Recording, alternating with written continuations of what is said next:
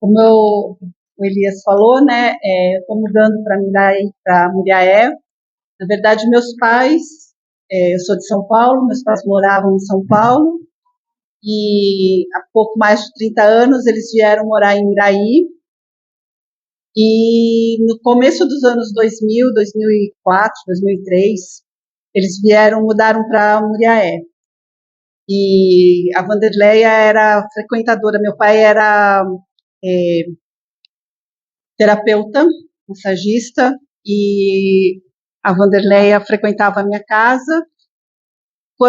E eu continuei com a minha vida lá em São Paulo, né? O nome do seu pai? É Walter.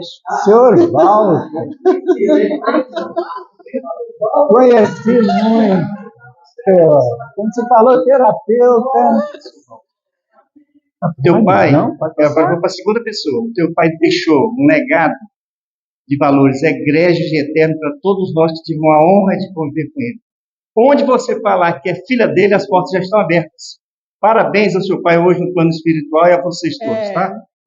Eu sou a primeira, né? A filha mais velha. Então, eu fiquei em São Paulo quando eles vieram. Eu já estava estudando e, enfim, fiz letras, me formei em letras, fui trabalhar em editora, como revisora de texto, e comecei a publicar meus textos na internet, a santa internet, né?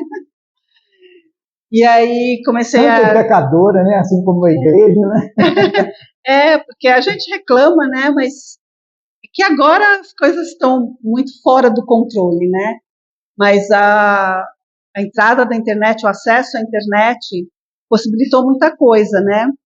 E foi em troca de um trabalho de edição de um dicionário que um editor me chamou para publicar meu primeiro livro, isso em 2008, e depois, em 2012, eu publiquei o segundo, em parceria com um poeta lá do Recife, que também não está mais aqui entre a gente. E em 2015 eu publiquei meu terceiro livro, que teve uma segunda edição, que eu achava muito chique, gente. Livro, a segunda edição, ampliada, revisada e ampliada. E aí isso aconteceu em 2023, eu publiquei o meu terceiro livro, Visita Íntima, segunda edição. E em 2024 meu pai faleceu, né? E daí eu estava sozinha em São Paulo, né? Assim, minha irmã mora aqui, tem minha sobrinha, meu irmão também. E aí eu comecei a cogitar de vir para cá. Quando minha mãe faleceu, na verdade, eu comecei a pensar, mas na época meu pai falou, não, a gente se vira aqui, volta lá para fazer suas coisas, porque em 2018, 2019, eu abri uma editora, eu me aposentei pela CLT, né, enfim, e eu continuei trabalhando e fundei uma editora que só publica mulheres. Então, foi uma ótima recepção esse cartaz hoje aqui. Agradeço muito. E então é isso. E no sábado, foi numa sexta-feira, foi no sábado, teve a feirinha lá na Rock em Praça. E o Felipe, como minha sobrinha, né, já mora aqui, está em Miraí, aí ela me deu o contato. Ela estudou na Fundarte também, ela é musicista, né? E me deu o contato do Felipe lá da Fundarte, e foi lá que eu conheci a Vanderleia, a minha sobrinha, que me apresentou. Falou, ela frequentava lá a casa do vô, né? Conversa com ela. E aí, enfim, estou aqui me sentindo muito honrada, muito bem acolhida, agradeço muito mesmo, viu? Seja bem-vinda e apareça mais vezes. Então, esse aqui é o Gilberto, o meu companheiro, e ele é esportista, ele não é das letras, ele é do físico, ele é atleta, e está aqui morando, está vindo comigo para cá, né? Seja bem-vindo também, meu caro Gilberto. Agora, acho que é bom que cada um fale o nome e a função, de repente, para que eles também fiquem conhecendo a gente. A cadeira, importante. Pode começar com você, Maria. Marília Marlene Torres Neves, minha cadeira é 17, Clarice Lispector. É difícil, né? Pois é, se pertencer à cadeira dela. Mas eu fui, seculoro, a vice-presidente, e aí agora nessa nova gestão, eu estou como Relações Públicas e no Departamento Jurídico, e coordenando a Comissão de Eventos. Meu nome é Maria do Carmo, meu patrono é o mineiro Bartolomeu de Campos Queiroz. Você o conheceu? Um privilégio, né? E estou aqui. Segunda secretária. Segunda secretária, é isso. Mas muitas vezes funciona como primeira também, né? Ou Tereza pode. Meu nome é Diva Helena e eu sou professora aposentada. Eu entrei na academia no final do ano passado, junto com a Érica, e eu sou poeta. Eu ocupo a cadeira do fundador da academia, do Luiz Gonzaga. Olha que responsabilidade. A patrona é Cecília Meirelles e sejam bem-vindos.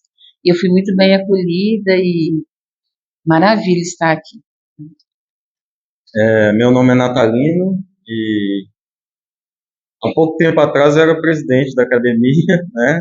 Tive essa alegria muito grande de ser o presidente e agora eu estou como vice-presidente, né? Com o Elias, né? Que é o presidente, e a minha cadeira é a do senhor Machado de Assis, cadeira de número 30, e eu também tenho a minha graduação em letras, né? Muitos professores aqui também possuem graduação em letras. Eu sou a Josiane Duarte, também sou escritora. Podem falando também, que escritores também. Sou jornalista, sou escritora, eu publico livros infanto-juvenis e escrevo também biografias.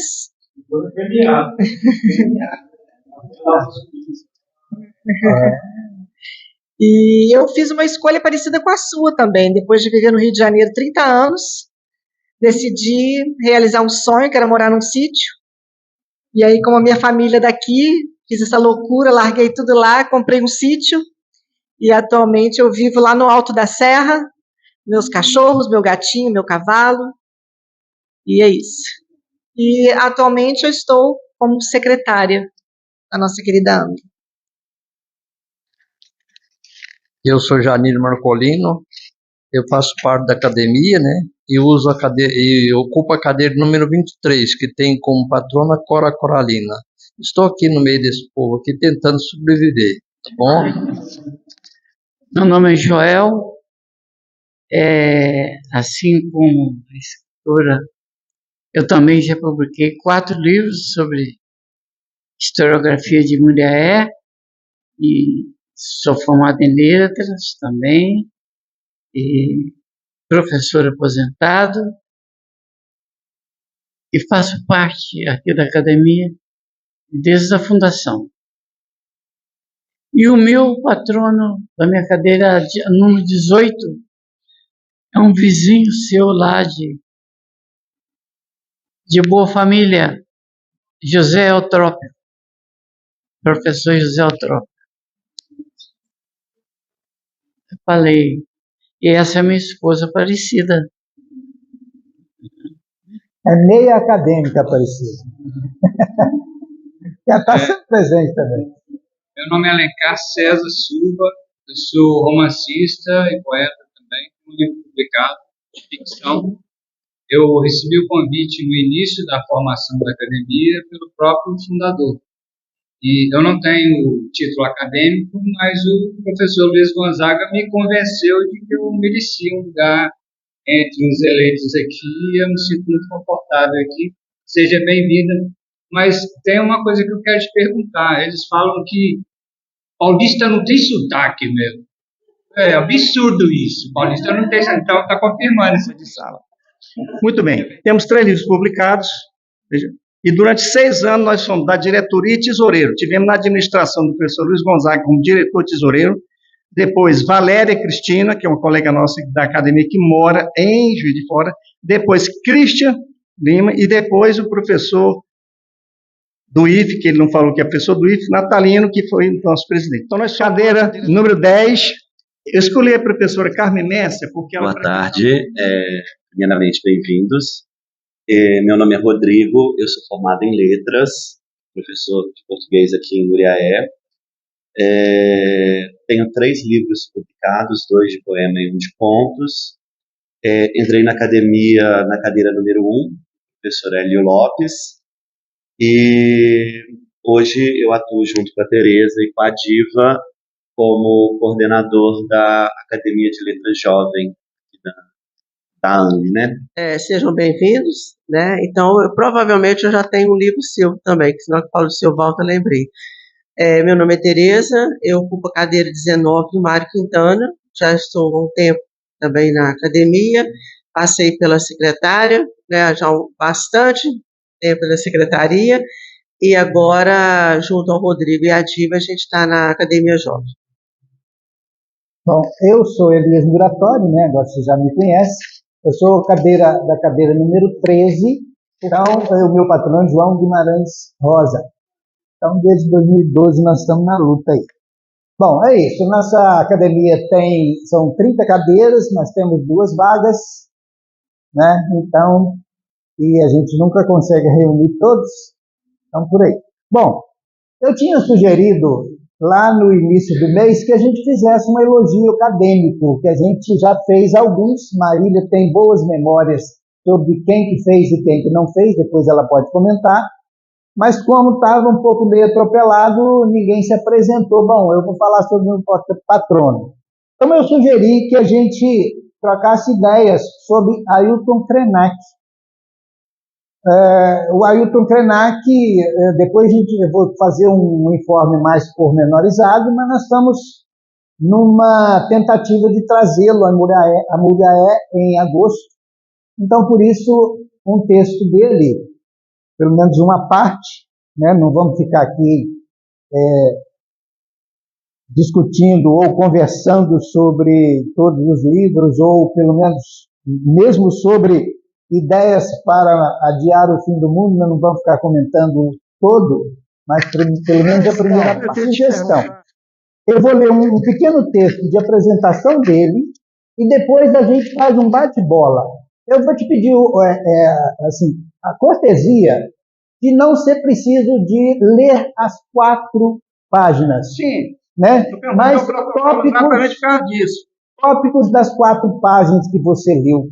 Porque, por exemplo, eu li 33, aliás, eu li o livro todo, mas 33 páginas eu xeroquei e não vou comentar sobre... Elias, eu li só 11, tá? Sim. Aí anotei algumas interrogativas, tá?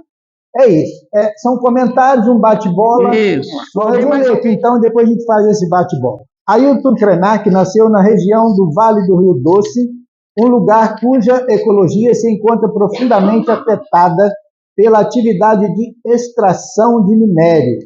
Neste livro, o líder indígena critica a ideia de humanidade como algo separado da natureza, de uma humanidade que não reconhece que aquele no que está em coma é também o nosso rio. Não reconhece que aquele rio que está em coma é também o nosso avô. Para o autor, no caso o Rio Doce, né, que foi atingido pelo vazamento da Vale. Para o autor, essa premissa está na origem do desastre socioambiental de nossa era, o antropoceno.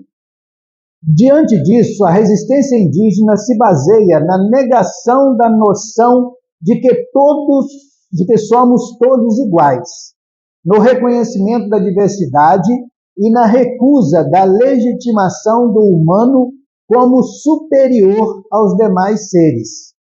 Só assim poderemos ressignificar nossa existência e refrear nossa marcha insensata em direção ao abismo.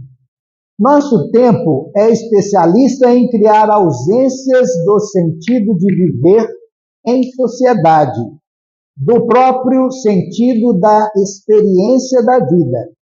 Isso gera uma intolerância muito grande com relação a quem ainda é capaz de experimentar o prazer de estar vivo, de dançar, de cantar.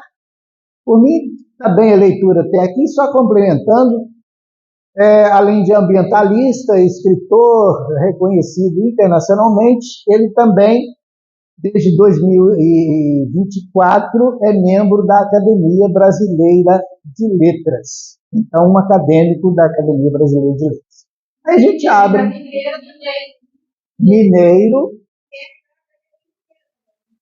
Da Mineira e Brasileira. Sim. Então, aí nós podemos abrir esse bate-bola. Veja bem, primeiro eu quero te agradecer, tá?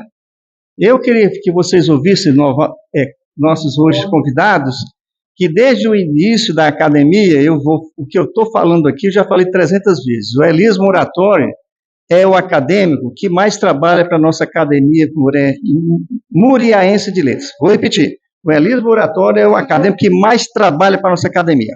Parabenizado pela excelência da sua indicação, tá? Primeira dúvida que eu fiquei aqui é que ele fala do Rio Doce, mas onde ele nasceu? Que cidade é que ele é de Minas Gerais? Resplendor. Porque eu fui só até a página 9, entendeu? Você já leu tudo, né? Então não consegui... É quase divisa do Espírito Santo. Ele fala muito ele fala Rio Doce, mas não diz. Aí você vê que no prefixo ele não fala, né? Não fala. Muito bem. Outra coisa que eu fiquei encantado, Elias, é com essa expressão, somos todos iguais. Além dele ser um escritor de alto nível, pelo que eu li até a página 9, ele também vem com um lirismo fortíssimo e a dosagem de amor e de igualdade fortíssima. Somos todos iguais. Olha agora aqui. O ato de recusar o humano superior a outras formas de vida, ele critica muito isso. Recusar outras formas de vida em relação ao humano. Porque o humano, ele está dizendo que o humano se julga superior a outras formas de vida. Ele se intitula como contador de história. Claro, ele tem informação superior e tal, mas inclusive, ele diz assim, olha, eu não sou escritor, porque eu já assisti várias palestras, várias entrevistas com ele, e ele coloca isso. Eu não sou um escritor, mas eu sou um contador de história. Uma formação monumental, porque ele viajou o mundo já, né? Então, eu estou pegando dentro do que você está aí, tá? Eu estou pensando aqui do que tem paridade, igualdade, isonomia, como você está falando aí. Então, só complementando, ele depois de rodar o mundo, ele resolveu voltar para a aldeia Krenak, né, o povo Krenak, que é a margem leste aí do Rio Doce. E aí eu fui ver Resplendor daqui lá das 6 horas de viagem, carro, se for direto, né, sem parar, não vai dar mais. Só por curiosidade. E ele usa muitas metáforas, né, muito lirismo também. Né? A obra é uma apoteose. O rio que está em coma é também o nosso avô. Olha que coisa profunda, olha a endogenia dessa expressão. O rio que está em coma é também o nosso avô. Lindo isso, muito profundo. Essa ilusão de separatividade, né? Que a gente tem a ilusão de que nós somos algo separado da natureza, sendo que, na verdade, a gente está totalmente interligado. Então, a cultura indígena, ela prega isso, né? A gente faz parte de um todo, a gente não é separado da natureza. Não existe a natureza e existe o homem, né? E é muito lindo quando a gente percebe isso. E aí, quando ele fala que o rio é o avô, porque se você percebe que você também é o rio, se você dá esse valor, você deixa de olhar o rio como um produto a ser explorado, né? Mas como uma entidade, vida, que faz parte da sua vida, né? E eu nunca tinha lido nada dele, né? Já só tinha ouvido falar e visto entrevistas, e eu gostei muito. Esse livro dele, ó, Ideias para Adiar o Fim do Mundo, acho que foi o primeiro, né, que na verdade foram palestras que ele deu, né? Você voltou no assunto de somos todos iguais, que o Coraci levantou aqui. E eu queria até voltar, porque assim, a quem que ele se refere? Nós somos todos iguais. A quem? A nós humanos? A cada ser. Todos mesmo, inclusive a formiga, a cobra, a árvore, a pedra, o rio, todos nós, não é? Porque quando ele fala todos nós somos irmãos, todos os humanos aqui, ué, aí né, fácil demais. Indo ao encontro do termo da diva, né, antropoceno, eu acho que ainda está muito enraizado em nós o fato de acharmos que o índio, por exemplo, não pode ter um celular. Há pessoas que ficam chocadas quando têm conhecimento que o índio tem um celular, que o índio tem ar-condicionado. Por que não? São pessoas que podem usufruir do mesmo benefício que todos nós. E eu tenho algo assim que eu acho muito bonito dos indígenas, que eles não castigam corporalmente os filhos. Sempre trouxe comigo essa contribuição deles para minhas aulas de psicologia. Os índios não castigam corporalmente os filhos. E quando eles vão conversar com as crianças, eles se colocam de cócoras, para ficar na mesma altura da criança. Isso é lindo, né, gente? Muito interessante. Sim. Ele faz uma crítica muito veemente essa questão da ideia de fim do mundo. Não existe a questão do fim do mundo. Legal quando ele vai fazer palestra, né? Porque ele falou que tomara que chova, tomara que apareçam poucas pessoas, não foi? Aí, quando ele chega tá lotado, ele pensa, nossa, por que está lotado? Todo mundo quer ouvir a respeito. Aí ele falou, eu também. Né? Ele falou, eu também. Pois é, eu assisti uma entrevista dele e o interlocutor perguntou para ele de onde surgiu esse título. Acho que foi até com o Bial. Eu tenho ouvido agora várias e não me lembro. Mas ele falou, olha, eu estou vivendo na aldeia. Eu estava lá juntando o cisco do quintal. E a minha mulher vem com o telefone, olha, Brasília, pessoal da Universidade de Brasília quer falar com você, convidar para fazer uma palestra lá. Ele falou, tudo bem, ué, eu vou. Quando que é? Não, daqui uns 3 meses ainda. Não, eu vou sim. Passou um tempo e voltou a ligar para ele e falou, olha, eles querem saber qual é o título da palestra, para colocar no convite e tal. Vamos falar de ideias para adiar o fim do mundo. E continuou juntando os gravetos lá e tal. Chegou o dia, as vésperas da palestra, ligaram, olha, sua passagem já está reservada de avião para você vir e tal, e está confirmado, então, o título recebeu o convite formal, está lá, palestra, ideias.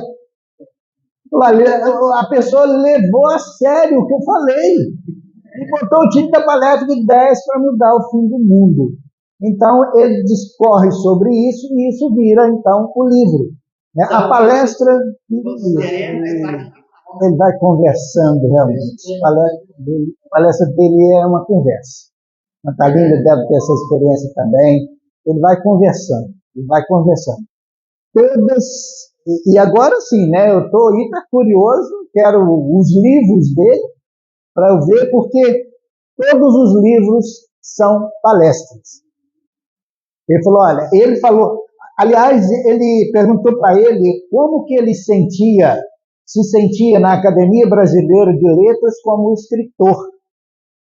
Olha, eu não me sinto perdido, porque lá tem vários que não são escritores também. Ele citou, por exemplo, Fernanda Montenegro, citou Gilberto Gil. Claro, o Gil escreve letras maravilhosas, mas não escreve romances, não escreve livros. Está aqui o meu livro publicado, né? E estão lá. E ele diz uma coisa hiper interessante. O que alguém escreve que outro alguém já não tenha comentado, falado sobre aquilo antes. Então as pessoas só escrevem aquilo que ouvem, aquilo que leem, aquilo que, né, eles vão conversando por aí, as pessoas escrevem. Eu não sou desses que senta e eu vou escrever um livro. Não. Agora, tudo que ele escreve se transforma em livro, porque as falas são muito boas, né? Então, é muito interessante. E eu, assim, para fechar, quase que para fechar a minha participação, a expressão que ele usa, e ontem a gente fugiu um pouquinho do tema de declamações no sarau e entramos na questão. O Renato é ambientalista, né? O Renato é onde a gente faz o sarau, ele é ambientalista. E ele falou, não sei se ele já leu o Krenak, e falou, olha, todo mundo, o discurso é porque a gente tem que salvar o planeta. Não temos que salvar planeta nenhum, nós temos que tentar salvar a gente. Porque nós é que vamos torrar quando chegar aos 50 graus aí, 55 graus de temperatura. Somos nós, o planeta vai continuar existindo. A 50 graus, o planeta vai existir. Outras células podem surgir e tal. Nós é que temos que preocupar em como nós vamos nos salvar. E o Krenak fala isso. Ele dá exemplo assim, olha, nós, se formos desintegrados, desintegrei, virei um montinho de cinza ali. Vai poder ser reconstruída alguma coisa desse montinho de cinza? Não, não vai. Então, agora, montinhos de cinzas aqui, ali, podem acontecer assim, aos milhares, aos milhões. Um montinho aqui, ó, uma pessoa que desintegrou aqui, outra aqui e tal. E o planeta vai continuar existindo. Agora, nós, a humanidade, tem que se preocupar como a humanidade vai continuar. Né? Então, se a humanidade não se preocupar, a coisa pode ficar realmente muito complicada. Primeira pergunta é, como é que você chega a esse fenômeno? Como ele chegou nisso? Quem te deu a dica? Você foi ver um vídeo, viu que era, ou alguém te falou, Elias, vê essa entrevista, como é que ele chegou nele? Eu vou fazer esse informe depois, porque como nós estamos tentando trazê-lo aqui, eu vou fazer um informe geral do evento de agosto, que aí eu comento. Para fechar, tá? Eu vou deixar aqui, porque sugestão, vamos trazer cada reunião nossa, pelo menos 30 minutos sobre ele, pode ser? Sugestão? Eu deixaria de sobreaviso, porque o que é a primeira ideia para a próxima? Nós voltamos aos elogios acadêmicos. Tá. Né? Acaso, não foi possível o elogio que fulano ia fazer, nem passou mal, não pôde vir, aí nós temos esse material para voltar. Mas aí, se isso emergir, você, claro, que vai comunicar para nós. Sim, com antecedência, inclusive. Para fechar a nossa participação sobre esse fenômeno, Ailton, Krenak, eu quero agradecer a sua educação por ter atenção e ter mandado isso para mim. Eu não conhecia, tá? Ele vem, e a Marília colocou com muita enogenia e sapiência, nessa apresentação para nós aqui, totalmente fora daquele padrão, tá? Daquele padrão nosso, vamos dizer, né? Padrão não indígena nosso, né? Vamos dizer assim. Não humilhando o indígena, não. Esse padrão nosso. Blazer, data show, telão, bababá, entendeu? Eu penso que ele vem, certo? Do jeito que ele é, do jeito que ele criou o tipo do livro. Né? Assim como o Davi Copenaua, né, que é a outra liderança indígena, eles acreditam em algo que eu acredito também, que é isso que o Elias falou. Né? Nós não vamos conseguir acabar com o mundo. Nós, os seres humanos. Também é uma ideia muito egóica da nossa parte achar que nós vamos conseguir destruir o mundo. Nós vamos conseguir destruir o nosso mundo. Isso aí nós vamos conseguir, já estamos conseguindo, né? Então, falta, não sei, eu acho que acredito que não falta muito para a gente chegar ao ponto, porque as mudanças que ocorreram ao longo do tempo, né, com a intervenção humana, elas foram muito drásticas. Por isso que existe esse termo antropoceno para falar de uma época, né, seno era e antrópolo é ser humano. Então, é a era do ser humano, a era da destruição e das transformações feitas pelo ser humano. Nós nunca tivemos uma época como essa.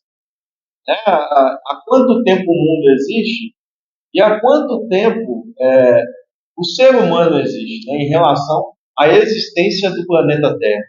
Então, assim, se a gente for comparar, as transformações que nós fizemos no meio ambiente, elas foram drásticas. A gente fica pensando assim, demorou muito tempo. Não, demorou muito tempo para a nossa visão, né, humana. Mas quando a gente vê a história da humanidade, né, a cronologia da humanidade, a existência humana alterou muito, né, o meio ambiente em pouquíssimo tempo, né, 100 anos. Então, o que a gente tem é por isso que chama antropoceno. Tem alguns até que chamam de capitaloceno por causa do capitalismo. E o Krenak vai falar um pouco disso, né? Que nós vendemos a nossa cidadania e a nossa humanidade em troca do consumo. Tem um pensador que chama Byung-Chul Han, que ele vai dizer que nós não somos nem a sociedade de consumo mais. A sociedade de consumo é a que existia antes, umas 2 gerações para trás. Nós somos a sociedade do desejo de consumir. Porque você compra um celular hoje, assim que você saiu dele da loja, ele já está perdendo o valor, né? E você já está perdendo o desejo de possuir aquilo. Que é o outro. Então, antes de você usufruir tudo que esse celular tem, né, de tecnologia, você já quer trocar. Porque existe uma coisa, né, que hoje em dia é um outro tipo, porque antigamente existia algo chamado obsolescência programada. É o seguinte, essa lâmpada, a lâmpada que tem aqui, ela tem um número de horas que ela vai funcionar. Isso é calculado pela indústria. As primeiras lâmpadas, elas duravam muito tempo. Tem uma lâmpada em Londres, né, que fica até num quartel do bombeiro, e ela já existe, há muito tempo, acho que é mais de 50 anos que ela está funcionando. E a indústria percebeu isso, o que a indústria fez? Se a gente produzir lâmpadas que duram muito, as pessoas nunca vão trocar e a gente vai falir. Então nós vamos calcular, a lâmpada vai durar não sei quantas horas, né? A impressora você já compra e ela já vem lá, o número de impressões que ela vai fazer. Depois que passa aquele número, você pode ter certeza que ela vai parar de funcionar. Então isso era obsolescência programada. Agora nós temos obsolescência também de design. Então eu compro um celular, esse aqui tem 3 câmeras aqui. Aí o cara lança aqui agora um que tem 4. E aí eu vou olhar, o outro colega vai olhar, o seu é antigo, porque o seu só tem 3, o meu tem 4. Né? Então o designer, ele já faz isso. Então o Ailton Krenak uma pessoa assim, sábia, né? Extremamente sábia. Outra coisa que o Ailton Krenak falou de muito interessante é assim, o quanto que a natureza ela tem capacidade de regeneração. Se o ser humano desaparecer da face da Terra, em pouco tempo a natureza recupera tudo. O problema somos nós, né? 400 anos, olha só. Durante a pandemia, os cientistas fizeram análises e demonstraram quanto que a natureza se regenerou só pelo fato de a gente ficar dentro de casa. Alguns de nós que podiam ficar, né? Ficamos dentro de casa e paramos de consumir naquele ritmo, né? E paramos de liberar a fumaça tóxica aí que a gente libera com os nossos veículos. Né? Então, e a outra coisa importantíssima que tem na cultura indígena, nas culturas de matrizes indígenas e nas culturas de matriz africana, nesse ponto elas se unem, né, com essa ideia, é a ideia de que o ser humano, né, não é o centro do mundo. E, aliás, nós nem somos a espécie mais evoluída. Né? O Darwin já mostrou isso cientificamente, mas os indígenas e os povos de matriz africana já defendem isso, que nós não somos o topo da evolução dos seres. Estamos muito distantes disso. Né? A pandemia nos mostrou que um vírus pode acabar com a nossa né, com a nossa existência. Faltou muito pouco. Se a ciência não tivesse andado para construir a vacina, nós seríamos eliminados da face da Terra com um simples vírus, né? Que é um organismo tão simples que alguns cientistas nem consideram o vírus como um ser vivo, porque é um mecanismo extremamente simples, né? Então, aí vem a questão que os indígenas colocam, né? O ser humano é um ser intermediário. Então, nós estamos num patamar intermediário.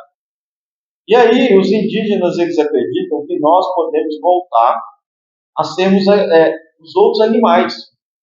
Né? Existe uma coisa que é essa crença que eles têm, por isso que eles têm muito cuidado para caçar, porque às vezes ele pode caçar e está caçando um parente dele. E realmente ele vê o bicho como um parente. É por isso que ele vê o rio, porque o rio, gente, o rio é muito maior do que qualquer um de nós. Por isso que o rio é um ancestral. E se você pensar a grandeza de um rio, né, uma queda d'água, a energia que aquilo ali tem, e você vê a sua existência em relação a essa magnitude que é um rio, você tem que reconhecer que aquela existência ali é muito superior à sua. Se você for comparar, você vai comparar aquele rio com uma espécie de entidade divina, né? Muito superior ao ser humano. E é assim que a gente tem que ver, né? Tudo na natureza. Aí vem a ideia que o Eduardo falou, né? Que nós temos que parar com essa ideia de meio ambiente, de natureza, porque nós somos a natureza. Né? Um rio que e a morre... gente separa, né? O meio ambiente e os humanos. Olha, nós vamos ter muito... nós temos muitos informes, mas coisas que a gente não pode deixar de informar, né? E aí, a nossa segunda parte da nossa reunião, e vamos tentar ser bem objetivos. Primeiro, bom, é isso, vamos tomar um cafezinho agora. Ixi! Hoje tem mais um lançamento na Casa Nandi, Dário Amaral, é um livro de causos. Eu fui convidado para interlocutar com o autor. Ou seja, contar uns causos junto com o autor lá. 7 horas. Ah, que ótimo. Vamos sim. Então é isso.